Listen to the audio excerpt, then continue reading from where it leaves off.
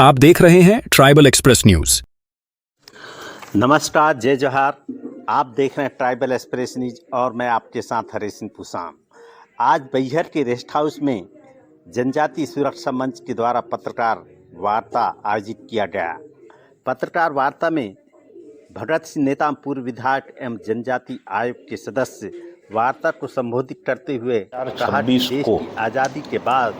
देश के अंदर आदिवासियों की घटती हुई संख्या और उनकी सांस्कृतिक परंपराओं के साथ छेड़छाड़ या उनकी संस्कृति को बदलने का काम या धर्म परिवर्तन किया जा रहा है। इसी विषय को लेकर दिल्ली में 24 मई को विराट आदिवासी समागम संपन्न हुआ, जिसमें आदिवासियों की यही मांग थी कि हमारी अस्मिता, अस्तित्व, हमारे संस्कार, परंपरा को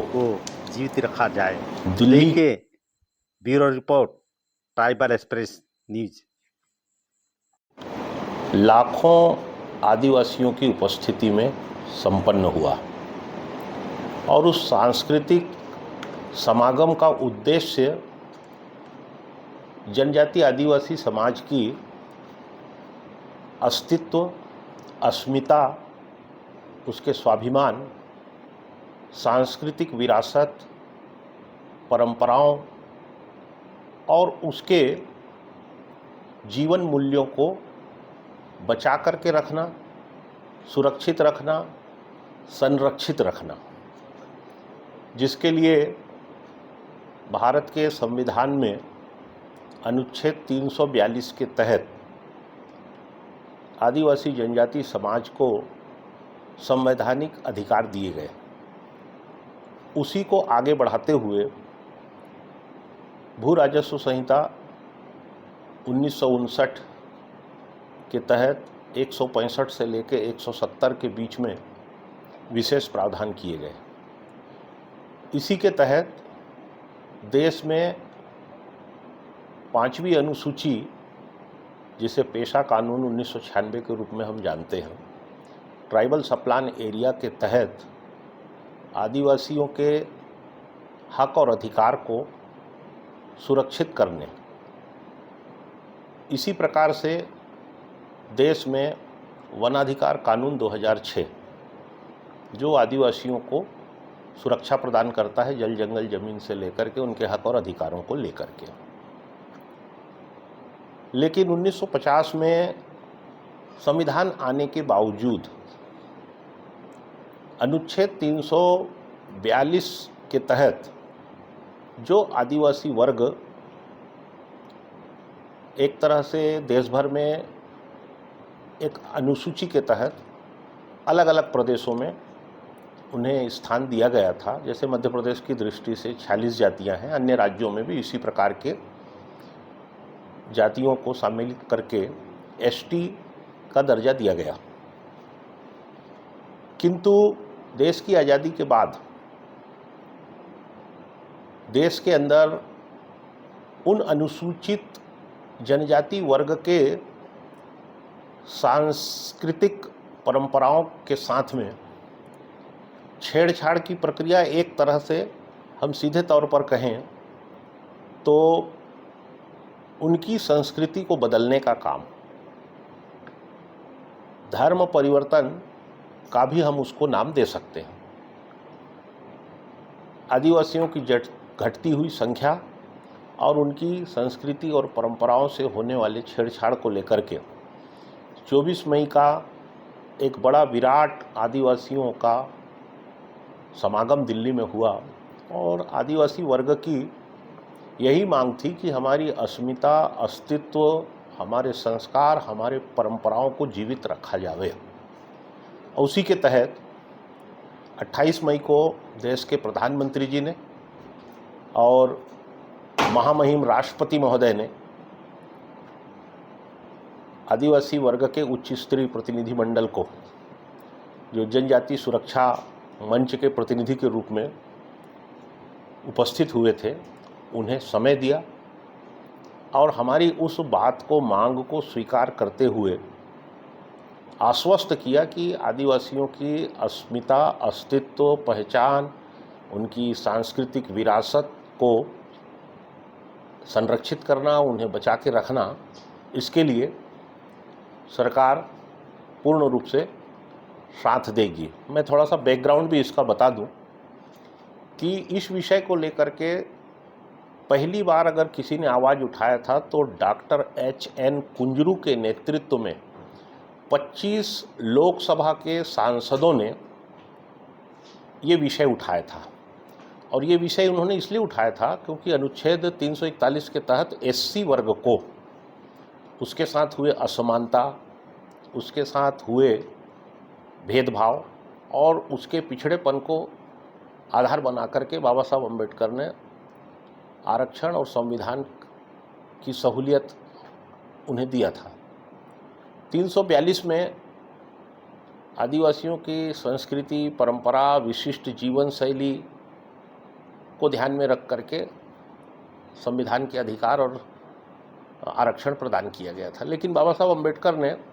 अनुच्छेद 341 में एक बात का उल्लेख किया था कि भारत की संस्कृति में और भारत के ऊपर 2 संस्कृतियों का आक्रमण हुआ था। एक मुगल काल में, जिसे हम इस्लामिक संस्कृति भी कह सकते हैं, और उसके बाद जब अंग्रेज़ों का कालखंड आया तब अंग्रेज़ों के द्वारा, जो कि मिशनरीज़ की परंपराओं को मानने वाले लोग थे, मिशनरी का आक्रमण हुआ। तो इन 2 संस्कृतियों के आक्रमण के आधार पर अनुसूचित जाति वर्ग को कोई नुकसान ना हो, इस बात को ध्यान में रखते हुए उन्होंने अनुच्छेद 341 में इस बात का उल्लेख किया कि भारत की जो परंपराएं हैं, जो भारत के मत हैं, भारत के धार्मिक मान्यताएं हैं, उनको अगर वो पालन करेगा तभी आरक्षण और संविधान की सहूलियत उसे मिलेगा। लेकिन अगर वो इस्लामिक या क्रिश्चियन धर्म को अगर स्वीकार कर लेता है तो उसको मिलने वाले आरक्षण की सहूलियत और संविधान के अधिकार उसे नहीं मिलेंगे, वो निलंबित हो जाएंगे। लेकिन जनजाति वर्ग, आदिवासी वर्ग के लिए ये प्रावधान नहीं होने के कारण बहुत सारे लोगों ने, चाहे वो छल के कारण हो, बल के कारण हो, अपना जो सांस्कृतिक परंपरा त्याग दिया। और इसीलिए इस बात को 1966-67 में आदिवासियों के उस समय के नेतृत्वकर्ता, जो कि भारत सरकार में संचार मंत्री के रूप में थे, डॉक्टर कार्तिक उरांव ने इस विषय को उठाया कि जैसा संविधान अनुच्छेद 341 में संविधान का प्रावधान है, उसी प्रकार से अनुच्छेद 342 में भी कर दिया जाए तो इनकी सांस्कृतिक परंपराएं और इनका समाज, आदिवासी समाज सुरक्षित रहेगा। इस बात को लेकर के 1967 में जॉइंट पार्लियामेंट्री कमेटी का गठन हुआ और उस जॉइंट पार्लियामेंट्री कमेटी के गठन के बाद उसकी रिपोर्ट अध्ययन के बाद प्रस्तुत की गई, अंतिम रूप से 1969 में।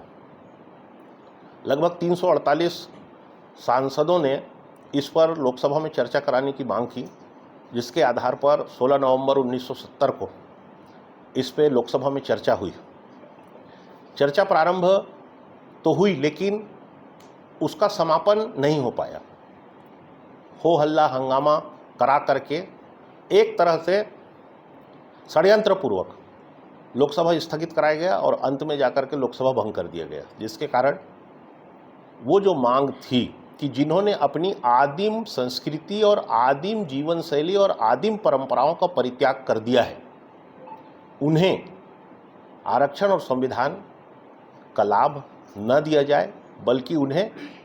आदिवासियों की लिस्ट से डिलिस्ट कर दिया जाए। वो मांग पूरी नहीं हुई, जिसके कारण अंत में जाकर के डॉक्टर कार्तिक उरांव ने एक किताब लिखा जिसका नाम है 20 साल की काली रात, क्योंकि तब तक 1970 आते आते 1950 और 70 के बीच में 20 साल गुजर चुके थे और आदिवासियों का शैक्षणिक रूप से, शासकीय नौकरी के रूप में, जनप्रतिनिधि बनने, पंच से लेकर पार्लियामेंट तक के इलेक्शन में जो मूल आदिवासियों का स्थान था, उस आदिवासी पर धर्मांतरित लोग कब्जा करने लग गए थे और उन स्थानों पर जाकर के वो लाभ उठा रहे थे, एक तरह से दोहरा लाभ। तो हमारी जनजाति सुरक्षा मंच की यही मांग है कि जिस मूल आदिवासी को लेकर के आरक्षण की व्यवस्था की गई है, संविधान में जो प्रावधान किए गए हैं, उसमें केवल एक ही संशोधन किया जावे और वो संशोधन ये है कि अनुच्छेद 341 में जिस प्रकार का प्रावधान है, वही प्रावधान अनुच्छेद 342 में किया जावे। इसी मांग को लेकर के 24 मई को सांस्कृतिक जनजाति आदिवासी सांस्कृतिक समागम दिल्ली में आयोजित हुआ था, जिसमें भारत सरकार के गृह मंत्री प्रमुख रूप से उपस्थित हुए थे और बाद में हमारे प्रतिनिधिमंडल ने महामहिम राष्ट्रपति जी से और